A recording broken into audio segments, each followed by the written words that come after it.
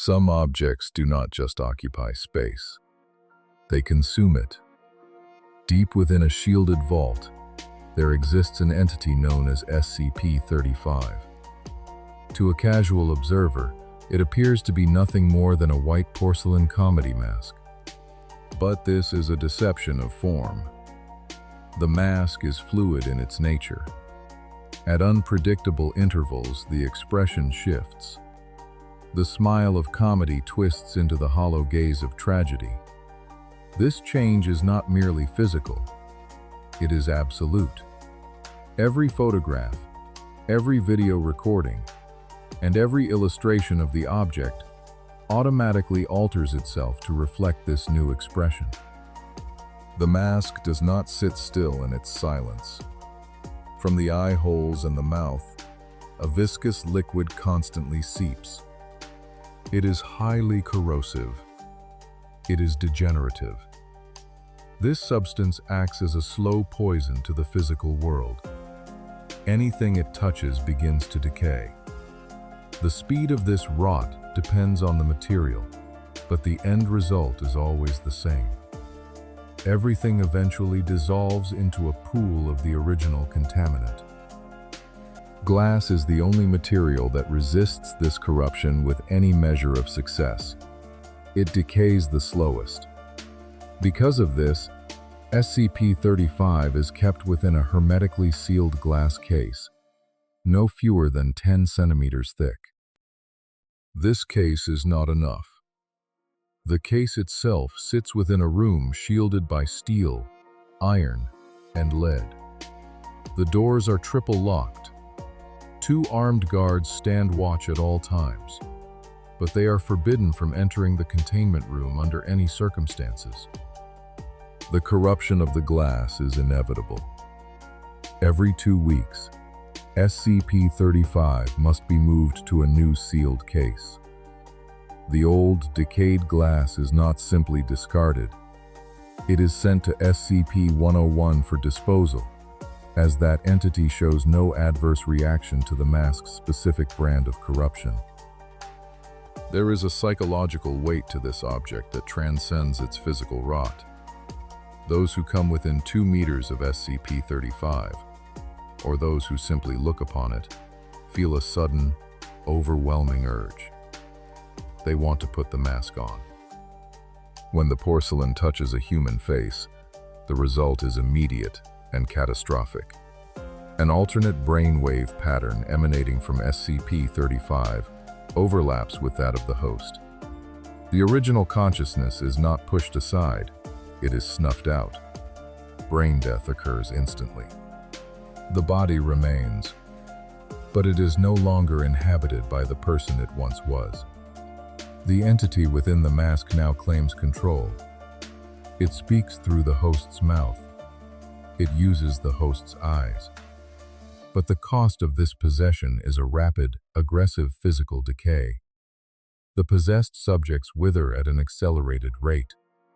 They shrink and dry until they are little more than mummified corpses. Yet, the entity does not stop. SCP-035 has demonstrated a terrifying ability to maintain cognitive control even as the body undergoes severe structural damage. It continues to move and speak even when the host's body has decayed to the point where motion should be mechanically impossible. Interestingly, this effect is absent in animals. The mask seeks only the human mind. For those permitted to speak with it, SCP-035 is a font of forbidden knowledge. It is highly intelligent. It is charismatic. It is amiable and flattering, scoring in the 99th percentile on all aptitude tests administered by researchers. It claims to have been present at the most momentous events of human history, possessing a photographic memory that spans eras. But this charm is a weapon. Psychological analysis reveals a nature that is profoundly manipulative. SCP-035 does not just converse, it probes. It possesses an intimate knowledge of the human mind, and has implied that given enough time, it could change the views of anyone. The entity is sadistic. Through linguistic persuasion alone, it has forced some to commit suicide. Others have been transformed into near-mindless servants, their wills broken by a voice that knows exactly where to strike. Because of this, a trained psychologist must remain on site at all times. Anyone who comes into contact with a possessed host must undergo an immediate psychological evaluation. The history of the object is as obscured as its motives. It was recovered in the 19th century, found within a sealed crypt in an abandoned house in Venice. Since then, it has proven that it does not require a living heart to function. SCP-035 can possess anything with a humanoid shape. Mannequins, corpses, and stone statues have all been brought to life by the mask. But the rule of decay remains absolute. Whatever it possesses eventually rots into motionlessness. The entity is not content to remain a prisoner. It has already attempted to break its chains. In one instance, SCP-035 used its influence to convince several members of the research staff to aid in an escape attempt. The insurrection failed, but the aftermath was grim. Every member of the staff who had been in contact with the mask was terminated. Following this event, mandatory psychiatric evaluations were implemented for all personnel. It was discovered that SCP-035 is capable of telepathy. It does not need a host to speak. It can penetrate the subconscious of those nearby, harvesting their secrets and fears to use as leverage. This discovery led to extreme caution in choosing who would be allowed to converse with the entity. The mask has expressed a dark curiosity regarding other anomalies. It has shown a specific interest in SCP-4755 and SCP-682. The fear among High Command is simple. If SCP-035 were to bond with an entity possessing regenerative qualities, the corruption would be negated. The mask would have a permanent, immortal host. After repeated escape attempts and a review of its incident record, High Command issued a final order. SCP-035 was to be permanently sealed. It was prohibited from being given any more hosts. The reaction was unexpected. Some personnel protested the decision. Others erupted into violence on behalf of the mask. The entity's influence had reached deeper than anyone realized. As a result, all personnel who had come into contact with SCP-035 were terminated. To prevent further infection of the staff, personnel dealing with the object are now rotated frequently. Contact is limited to the absolute minimum, even when the mask is in its dormant state. But dormancy is a relative term. Recently, those working within 10 meters of the containment cell began to report a growing sense of unease. They heard whispering. It was unintelligible, but constant. Others suffered from severe migraines. Monitoring equipment showed no change in behavior. No sounds were recorded by the microphones. The whispers were not in the air. They were in the minds of the staff. There were motions to reinstate host privileges, hoping that a living subject could provide insight into these changes. These requests were denied. Then, the cell itself began to change. The walls of the containment room suddenly started secreting a black substance. Analysis revealed it to be human blood, though it was heavily contaminated with unknown foreign agents. This blood is corrosive and possessing a pH of 4.5. It does not just stain the walls, it eats into them, compromising the structural integrity of the vault. More disturbing than the liquid are the patterns it forms. The blood arranges itself into paragraphs in ancient languages: Italian, Latin, Greek, and Sanskrit. Alongside the text are diagrams. They depict ritualistic sacrifice and mutilation, designed for the arcane benefit of the practitioner. When researchers entered the room to examine these markings, they found a horrifying detail. The figures depicted in the sacrifices bear an uncanny resemblance to the facility's own personnel and their loved ones. The images show them in conflicting positions of agony. While in the room, the staff reported hearing loud whispering and high-pitched, unnerving laughter that erupted at irregular intervals. The psychological toll became catastrophic. Morale plummeted.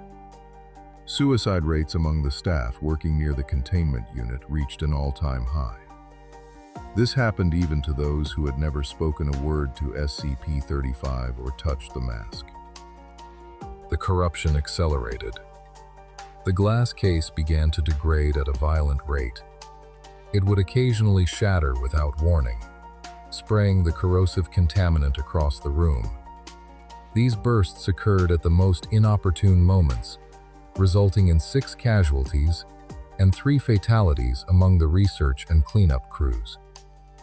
In a desperate attempt to stop the negativity, the facility coated the inner and outer walls of the cell with SCP-148. This material had successfully contained other anomalies by blocking negative emissions. For a short time, it seemed to work. Morale returned to normal. The suicide rates dropped. But the containment was too effective. The SCP-148 created a greenhouse effect. It blocked the negativity from leaving, but it trapped and concentrated it inside the cell. The interior became a pressure cooker of psychic agony. Personnel entering the room were immediately hit with a heavy sense of dread, fear, and anger. The whispering returned, nearly inaudible at first, but constant. Prolonged exposure led to severe physical trauma. Staff suffered from hemorrhaging of the blood vessels around their eyes, inside their mouths, and within their noses. They became hostile. The whispering grew until it was almost deafening, intersected by a mocking, rhythmic laughter. Anyone who stayed in the cell for more than 3 hours fell into a deep psychosis. They attempted to harm themselves or others. Most strikingly, those affected began to speak in Latin or Greek, despite having no prior knowledge of the languages. Inside the room, the blood secretions increased disproportionately. The walls became cluttered with overlapping diagrams and text. The substance grew more corrosive, its pH dropping to 2.4. The walls were being eaten away so quickly that they would need total replacement every 2 months. The debate to reinstate host privileges returned. It was denied again. Now, the containment cell has reached a state of total saturation. Every inch of the walls, the ceiling, and the floor is coated in blood. Personnel can no longer enter without full hazmat protection suits. Cleaning efforts are constant, but they are futile. The events unfolding within the cell have escalated to a terrifying level. The door now locks itself from the interior, sealing staff inside a crimson darkness. From the deepest pools of blood upon the floor, limbs begin to manifest, stretching out to seize or injure anyone who dares approach. Meanwhile, indistinct apparitions glide through the gloom of the room. Electronics have ceased to function. Lights will not turn on, despite there being no physical break in the circuitry. Those who enter must rely on non-electric light sources to see through the gloom. Cleaning measures have no discernible effect. The walls are degrading so rapidly that they must be replaced every week. But the saturation of blood makes it nearly impossible to perform the work. The vault is no longer a room. It has become an extension of the entity. High Command has concluded that SCP-035 may have to be moved to a new cell entirely, and the current one must be sealed off and disengaged from the rest of the facility forever. But as the walls dissolve and the blood continues to flow, there is a lingering fear. The mask has always been patient. It has waited in crypts for centuries. It knows how to manipulate the mind and how to erode the will. If the cell is sealed, it will only be trapped with the own corruption. And if the containment fails one more time, there will be no one left who is sane enough to lock the door.